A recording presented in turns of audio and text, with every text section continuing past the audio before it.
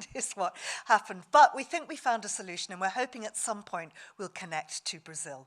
Now, this session is called Do Look Up, What Can Circus Artists Teach Us About Risk?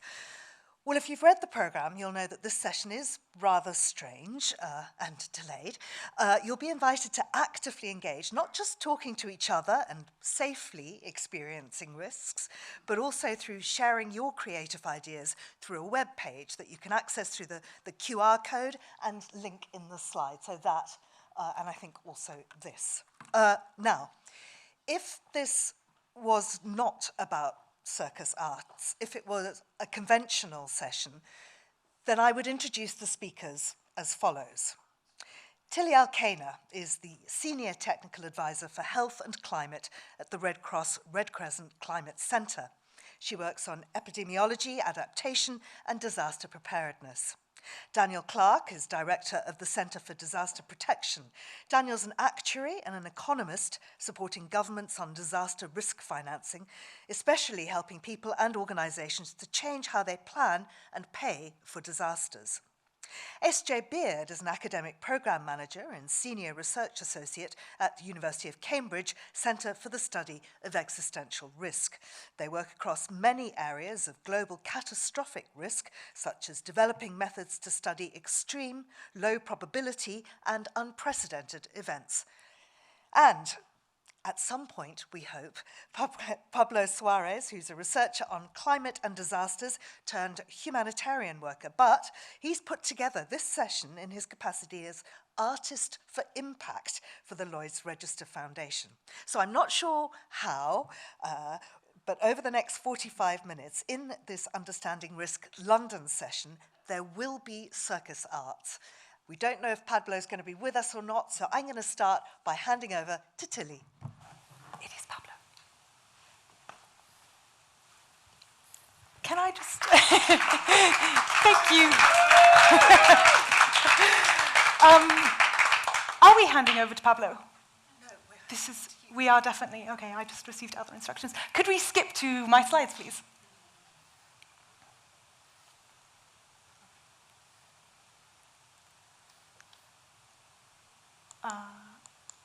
So these are Pablo's. He will be able to. If we just go back. So, thank you, everyone. Thanks for your patience. And it is really exciting to be here speaking today about circus arts in the context of risk and a lot of the work that I do, because I spend a whole lot of my day thinking about health risks. So thinking about the increased risk of climate-sensitive infectious disease transmission, for example, increased mortality and morbidity from extreme weather events. And when I'm not thinking about risk, I sort of explore risk in a very different form and embody it quite a lot with a couple of different practices that I'm very, very interested in, including partner acrobatics, climbing, slacklining, and aerial hoop. And what I want to do today in this session is share some of the things that I've learned from those practices, which have then helped me in understanding risk in my sort of Red Cross Climate Centre role. So first, to take us to COP26, and I took this video when I was there at Glasgow last year, with the world metaphorically hanging in the balance over the delegates' heads. The choices that they were making there in that room were going to impact for generations to come. And you will see shortly in one of Pablo's slides a very, very interesting cartoon that also sort of reflects the risk that we're all, some of us aware, but many of us unbeknownst to us, currently facing. And when I'm talking about risk as well in the context of circus arts, I do not want to be trivializing it at all. Risk and disasters, there are huge unknowns in it, lots of moving parts going on. But nonetheless, learning from circus arts, there are quite a few things that we can sort of pull from there in terms of understanding our comfort zones, pushing boundaries safely, dealing with known knowns, and also unknown risks. So, the very first slide, does this sort of, when you see it, make you feel kind of clammy in the hands and the stomach go a little bit and maybe a little bit nauseous at thinking or anticipating the sort of risk that he is in here between the two mountains on a high line?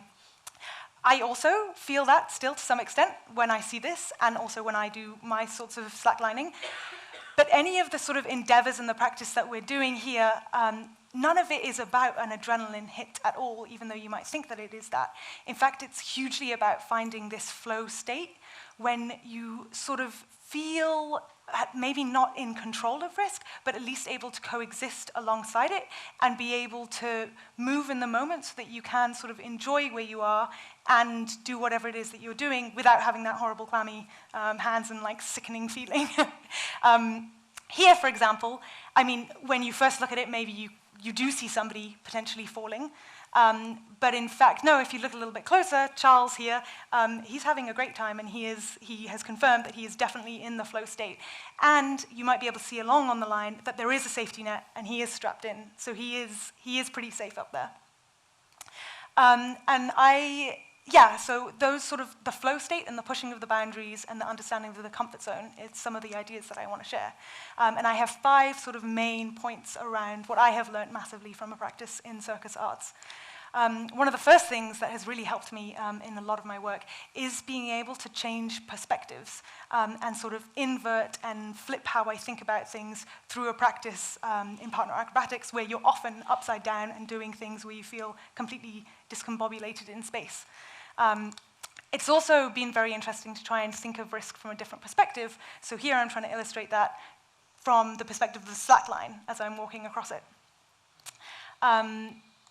Another thing that has really inspired me a lot is sort of working towards trying to find balance when in high levels of instability. So here in a handstand upside down on somebody else's hands, there's quite a lot of sort of working towards the balance, even when lots of parts are moving.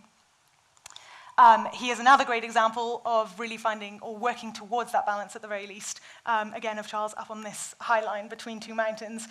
There will be a lot of movement in it, but in that flow state, you can sort of work with it and play around and innovate a little bit with what it is that the risks that you're willing to take and how safe that is. My third point is also a lot about the support structures and the level of effort. So how much more difficult do things get when you remove different support structures? So remove a hand and are still flying up high. Or in this case, also when you're sort of buffeted between 2 different support structures. Again, this can be a metaphor, right, for contingency plans and safety nets and social protection systems, but sort of moving between 2 systems, working towards that balance, and being able to achieve it. The fourth and really, really powerful thing that I think is the sort of mental arithmetic that goes on in any of these practices. When you are there, moving in time and space and thinking, I must catch this other person's hands so that I don't fall down or so that I've executed a trick correctly. And so all of the prediction and anticipation and sort of the fine-tuning between partners, we can learn so much, I believe, from this. And these are actually the circus artists that are in Brazil right now. So this is a photo from theirs. It also helps you innovate. So this was a trick that they'd never tried before. We're trying to do a handstand on two different people's hands. Didn't hit the trick, didn't manage to do it, but we're able to work in it sort of safely and also innovate and have that sort of playful creativity of what is it that we could try something different. And then the fine-tuning and the anticipation to really be able to hit a trick very, very well. So being able to turn yourself upside down in time and space and then land it back on shoulders is pretty tricky. But there is a lot of that fine-tuning, prediction and anticipation of where the weight and the hands are going that I think are also really interesting analogies for us in our prediction and anticipation work and iteration. And then my fifth point is that behind all of these practices, there is a huge amount of safety drills. Here, there are safety lines. So on that very first slide that I showed you, there is not only the high line, but also the safety line connected. So there is a contingency plan. And then being strapped in also, and then having nets so that you can fall down into it as well if you wanted. There's also a huge amount of trust that goes into all of these practices. So trusts of other people that you are working with, and trusts in the sort of trick that you're trying to build or the system that you're trying to create. And then also what we often have is people called spotters when you're first trying to learn a trick, who are there as a backstop just in case you are going to fall down, who are there to also save and stop you from falling completely to the ground. So there's so much to learn, again, not only in the prediction, anticipation, the fine-tuning, but also the trust and the working together. So that you can create safety and community, even in some of the most high-risk situations like here, that these people have intentionally put themselves in, but nonetheless it is possible to create that. And we had a really exciting and fun session at the University of Cambridge in a workshop for the Centre for the Study of Existential Risk, in which I had a little 40-minute session working with some non-acrobats, sort of embodying what that would look like and creating a performance about an existential risk from a volcanic explosion. This is one of the snaps from it, and now I'm going to hand over to SJ to talk from their perspective. Thank you, Tilly. So, yeah, I'm here to... Tilly gives you the story of this from someone who's really good at this and has been practicing it for a long time. And I think that there's a huge amount that we can learn and engage with in acrobatics in that perspective.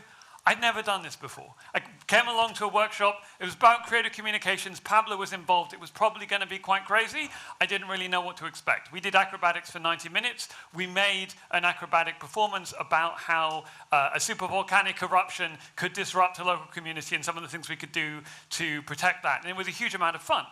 But I really wanted to give you the perspective of what I learned doing that for 90 minutes in my life and having never done it before. Because it's really scary, like getting into an acro balance and trying and supporting yourself. I really don't have a very good sense of balance, and that's not the only thing. There was a point where Tilly said, "Right, I'm going to turn a somersault on your feet, and when my ankles come whizzing past your face, I just need you to catch them." I'm lying there, and I thought, maybe I should have told her that I'm legally blind. But it was fine. The feet went whizzing past. I caught them. The trick landed. Everything was fine. I've got ASD, I've got social phobia. I have to say, just going to a workshop, just being here, for me, always feels like a really risky thing to do. I'm one of those rare people who, they said, we're going to lock down the entire country. I said, it's perfect. I love this. I can spend the next year in my bedroom, no problem. So why do it?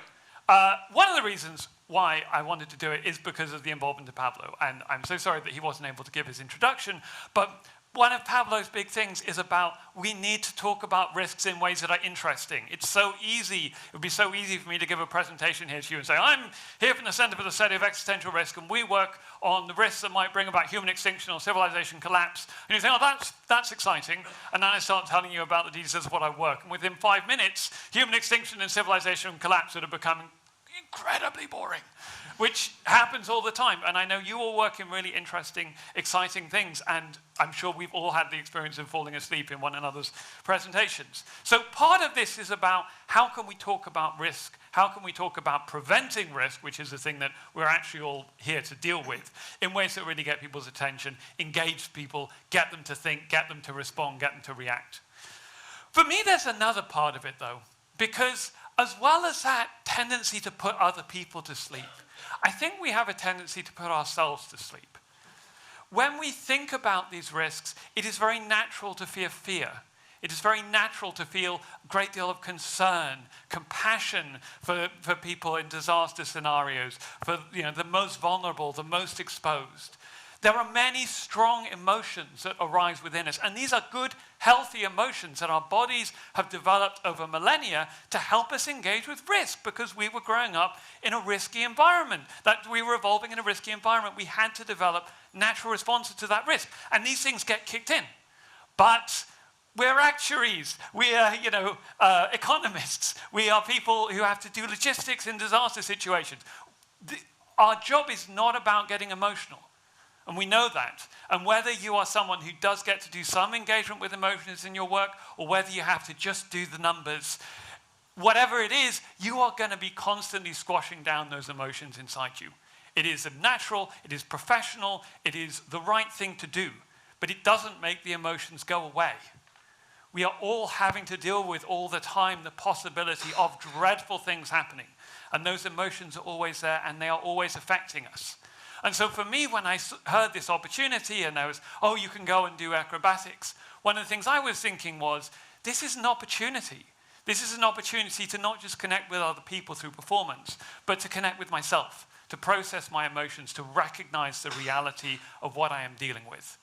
And I wrote a little poem about it afterwards, that sometimes being a body in motion helps us embrace that sometimes the best way to mitigate risk is not with spreadsheets, but grace. Now, I really wish I could give you all some of this experience, but unfortunately we can't. But I do want us to do something else that may be sort of on this level. So if you could dim the lights.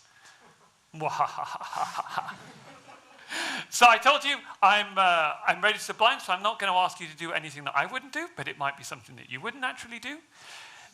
Feel out with your senses. Find close to you a pair of ears or a voice. If you hear a voice, listen to it. If you find a pair of ears, speak to them. If you're online, I don't know, write in the chat, do whatever comes naturally. And what I want you to share, and then once you've done that, switch roles. And what I want you to share is something that you had to do to get where you are right now, and that could be in this room, it could be in your career position, it could be anything, to get where you are right now that scared you. Something you had to do that scared you, and how you reacted to that fear. Go.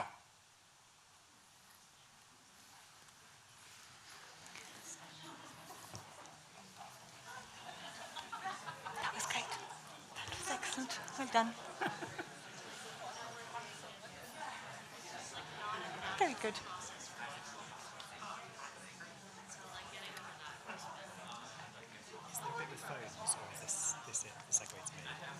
This segues to you. The segues to you, and the music will start. Yeah.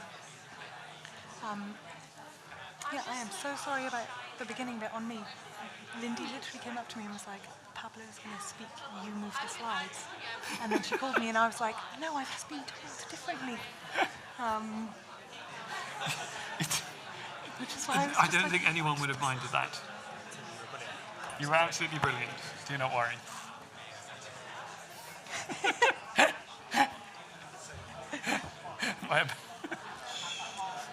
You're like a baboon.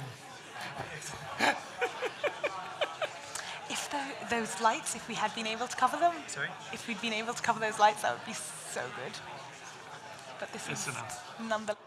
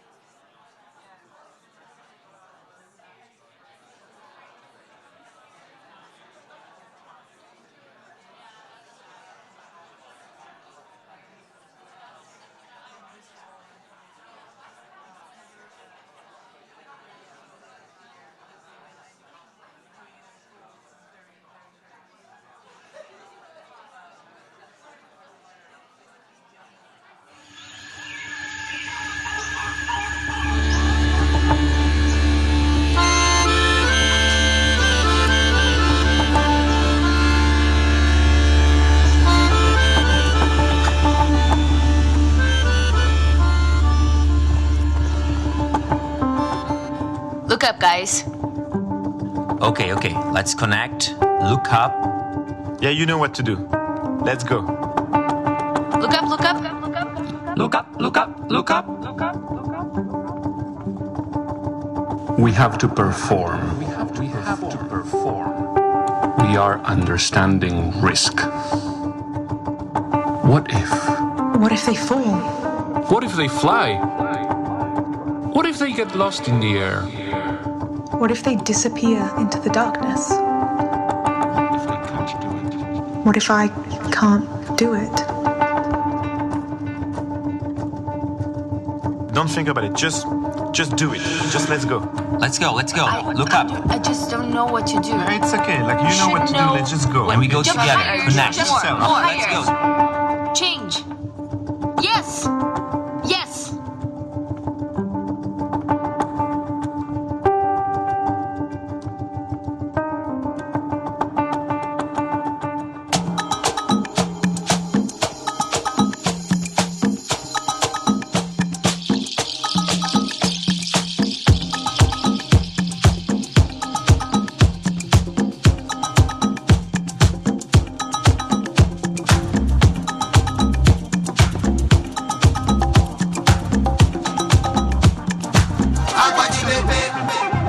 Água de beber, camarada. Água de beber. Água de beber, camarada.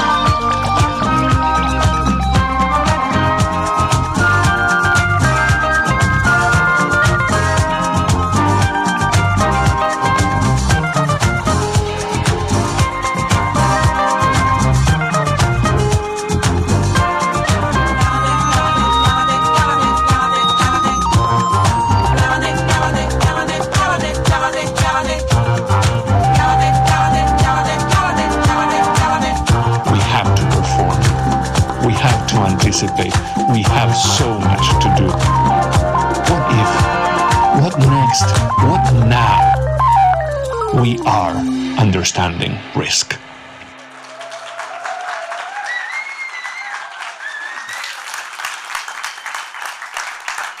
Thank you very much. So the last thing Pablo, who is somewhere in Brazil, said to me before yesterday when we had our final discussion was, just make sure you drop a ball, because everything else that happens in this session depends on me dropping a ball. So I did, obviously. Sorry, I'm catching my breath a bit. Got a bit excited there. So I was expecting to drop a ball, and I think if I hadn't, I would have by now. So I was thinking maybe it was going to be a Poisson distribution with mean 1, so it's quite a reasonable chance that there would be a ball dropped at some point. Of course, the catastrophic risk would be if two of these balls mid-air hit each other and sort of went, because this is quite smooth floor. These are beautiful balls, but they're quite hard, just roll. So that's a sort of compound catastrophic risk. Fortunately, Tilly is in the front row, so if that happened, she was going to go that way, I was going to go that way. That didn't happen, so that's good. So I'm here to talk about the link between juggling and disaster risk, and I think I've come to the conclusion that there's a lot that is different between when you juggle and managing disaster risk, and that's largely because if I drop a ball on the floor, it doesn't really matter. So Tilly was talking earlier about safety and the importance when doing aerial acrobatics or any kind of circus. That was the microphone, I'd just like to say. When you're doing circus acrobatics, being careful about safety. Obviously, dropping a juggling ball, it doesn't matter, but if a disaster strikes and it devastates some people's lives, that does matter. The unfortunate thing is what that means for professionals who are working in disaster risk management. Often you have to put on this persona of being very serious, being a very trustworthy individual, lots of qualifications, letters after your name, and the organisations that are involved in disaster risk often have to be very serious. Because would you trust somebody playful with stopping disasters from devastating your life? But I think it's really important that we find better ways of having creativity whilst also having that safety. When people are working on managing disaster risk, there need to be places where people can be creative individually, but also experience shared creativity, because we don't have the solutions yet. So I've been working for about 15 years in the area of disaster risk finance. This is this basic idea that if you wait until a disaster strikes and then start thinking about how you're going to pay for the disaster, that's too late. It doesn't make any sense. You need to be thinking before that. And rethinking how you pay for disasters can also lead to rethinking how you think about preparedness, how you think about making sure that it's somebody's job to be prepared, making sure that it's somebody's job to reduce the risk. And there's been experimentation in the international system now for 15, 20 years on changing the way that we pay for disaster risk. And it's going, I'm sorry to say, it's going too slowly. So still 98% of funding for international crisis risk is arranged after the fact, found down the back of the sofa, as opposed to arranged in advance, undermining good incentives for risk management.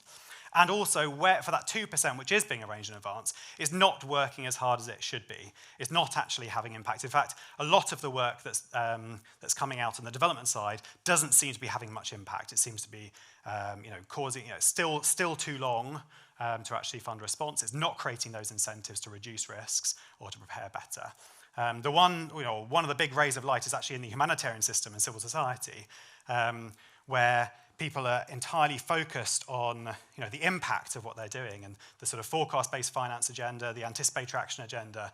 There seem to be some findings that this seems to be having a positive impact on people's lives. So we were involved in an evaluation a couple of years ago of an anticipatory action program in Bangladesh, which did find meaningful impact on people's lives because of the early action. But there's very scant evidence for this in lots of other areas. So I think we do need to find better ways to be creative. I would be really, really keen that actually all disaster managers recognize internally that when they come to their work, whether it be with the spreadsheets, whether it be with understanding risk, the sort of engineers or natural scientists, all the way to social scientists, that they think that creativity needs to be part of their job, because we haven't got the solutions yet. Not just individual creativity, but shared creativity. I don't think we're there.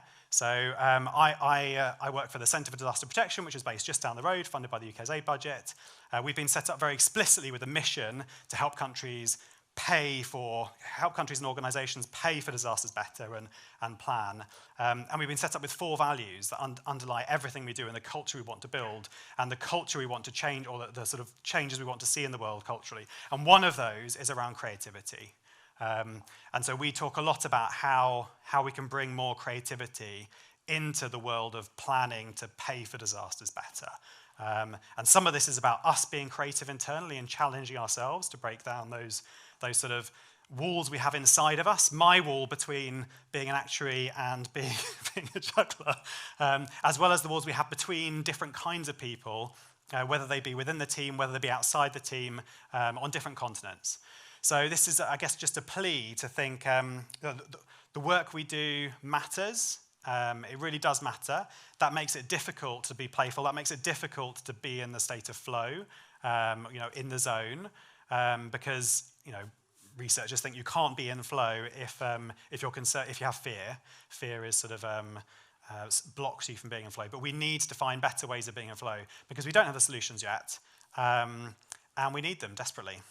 So that's what I wanted to say about the link between juggling and disaster risk, and obviously play with these beautiful LED balls. And I think now I'm handing over to Tilly.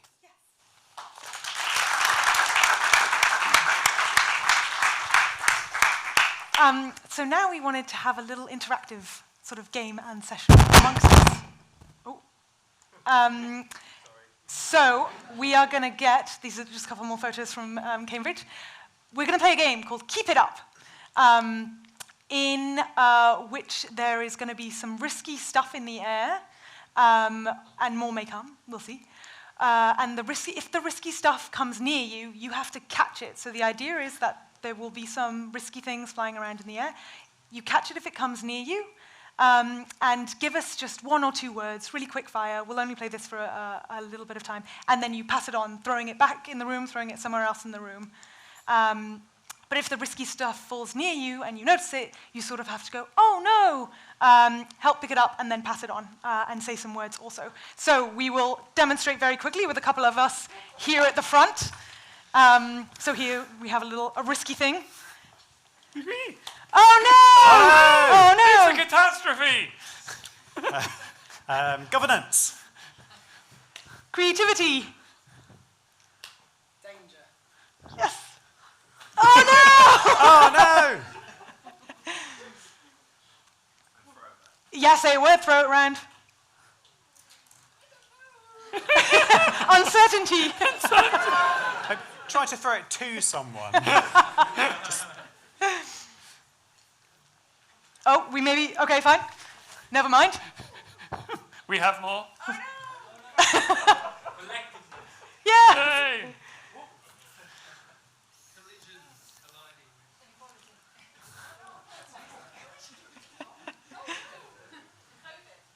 Oh, God. Yay! Oh, one down at the front as well. Oh, no. Nice. Really good. Oh, no! If we can pass them to the front. I'm not sure if we do have Pablo back. Do we have Pablo back? Or not?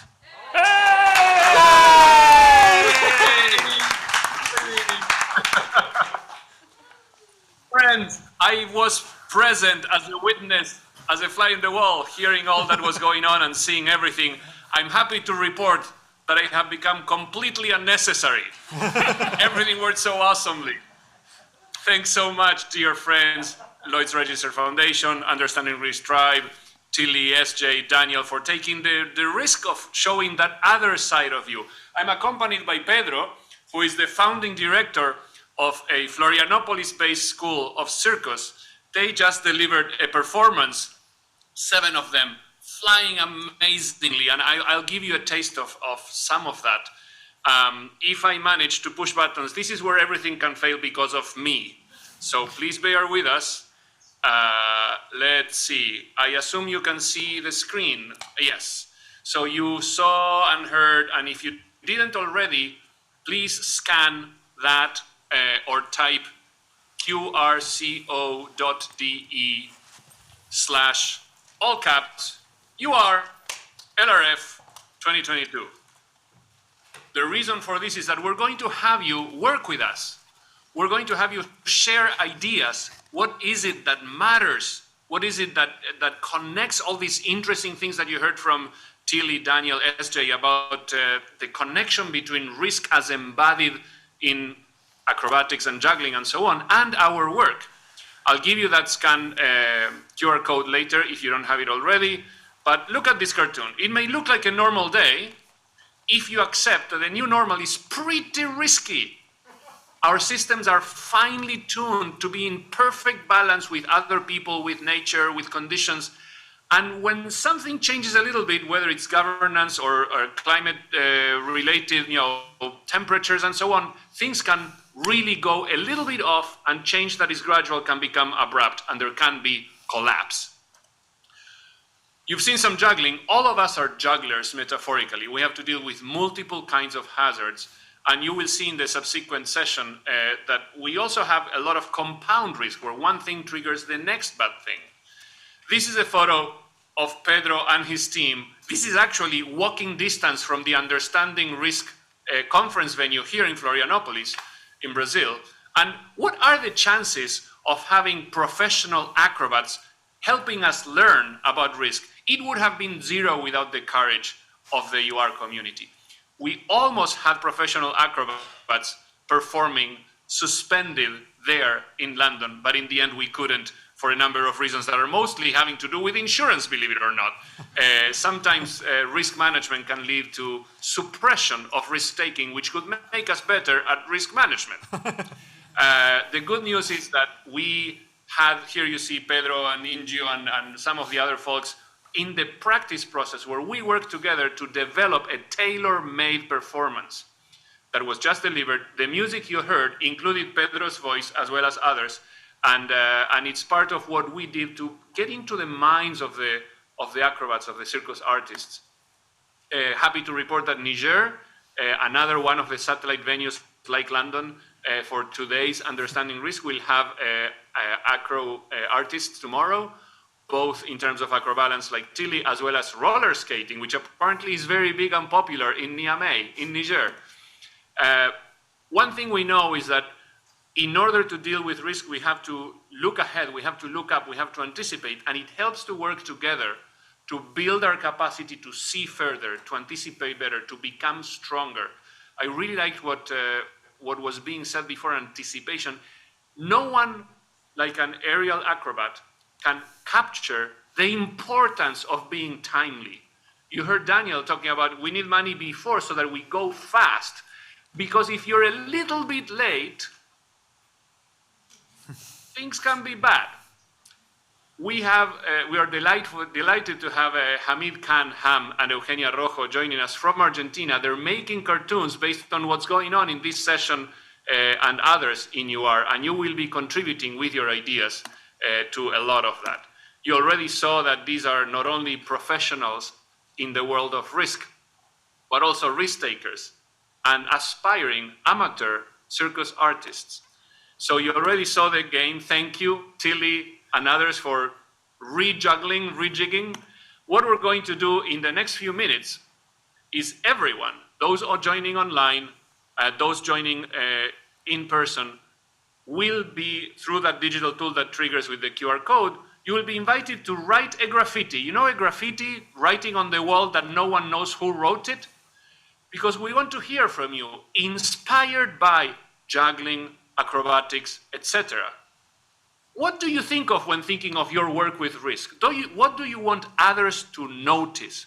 What do you want others to be confronted with? I could write, why are we lacking courage to change our system? You could write anything you want.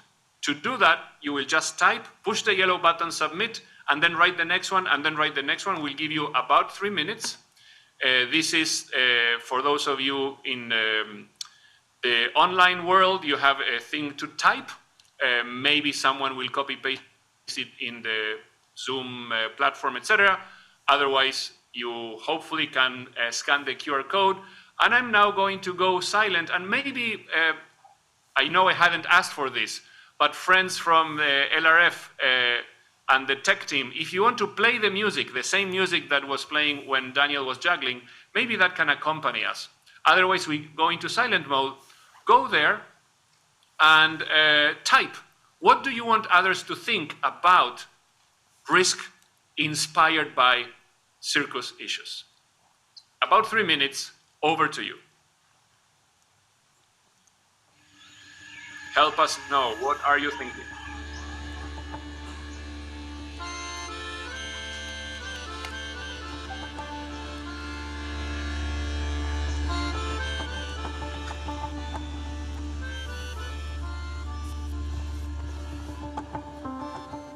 Look up, guys. Okay, let's connect. Look up. Yeah, you know what to do. Let's go. Look up, look up. Look up, look up, look up. We have to perform. We are understanding risk. What if? What if they fall? What if they fly? What if they get lost in the air? What if they disappear into the darkness? What if I can't do it? Don't think about it. Just do it. Just let's go. Let's go. Look up. I just don't know what to do. It's okay. Like, you know what to do. Let's just go. And we go Jump together. higher. Connect. Jump more. Let's go. Change. Yes. Yes.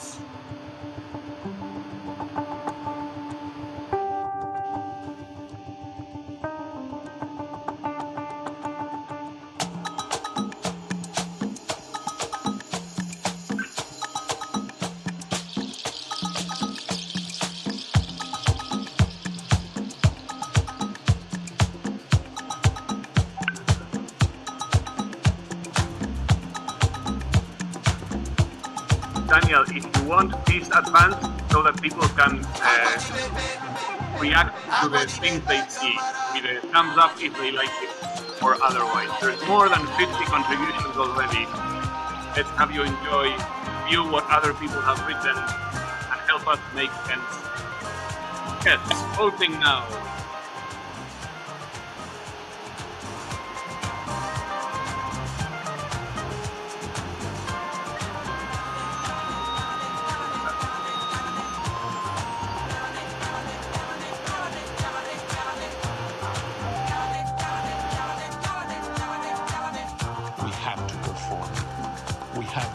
participate.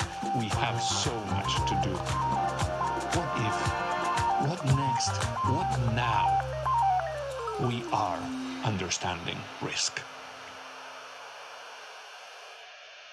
Okay, you are seeing the almost 100 comments written by others. Let's give you 20 seconds or less to continue bubbling up what you have seen, indicate what resonates with you, and those will become ingredients for others. Perhaps you have noticed something happening within you that zapped your brain into awareness. Perhaps you want things to change.